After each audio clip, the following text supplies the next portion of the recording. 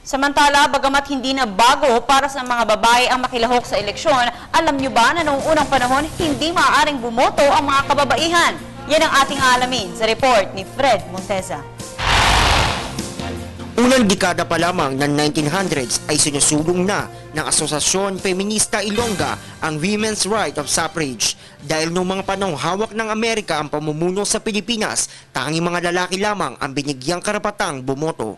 Noong 1907, sa pangunguna ni Pura Villanueva Calao, tinangka ng kanyang grupo na maisulong ang panukalang batas na nagtatakda sa mga kababaihang makaboto, ngunit sila ay nabigo.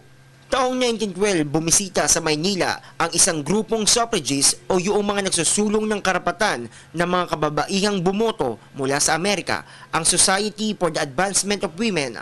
Ngunit sa kabila nito, marami pa rin ang tutol sa ideyang magbibigay ng kapangyarihan sa mga Pinay upang Ngunit sa pagsapit ng 1919, nanindigan ng dating senador na si Pedro Sison na umakda ng Women's Suffrage Bill at nooy Senate President pa lamang na si Manuel L. Quezon na panahon na upang makibahagi sa halalan ang mga kababaihan.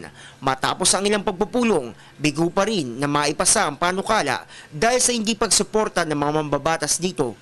Nagbago ang ihip ng hangin noong 1921 ng isang Amerikanong si Governor General Leonard Wood na mismo ang nanawagan sa Kongreso na ipasa ang suffrage bill. 2 beses niya itong nilaban, ngunit sa kabila ng pagsusumikap nito, hindi pa rin umubra ang kanyang panawagan.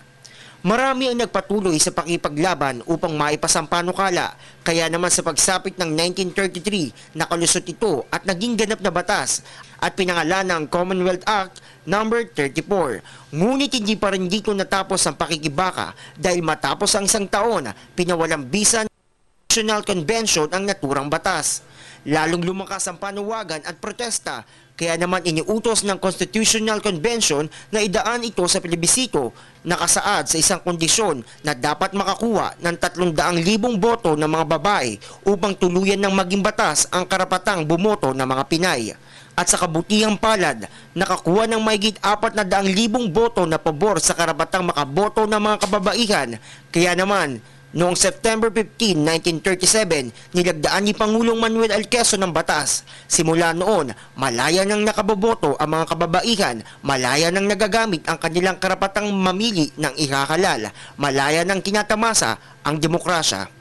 Para sa Telebisyon ng Bayan, Fred Monteza.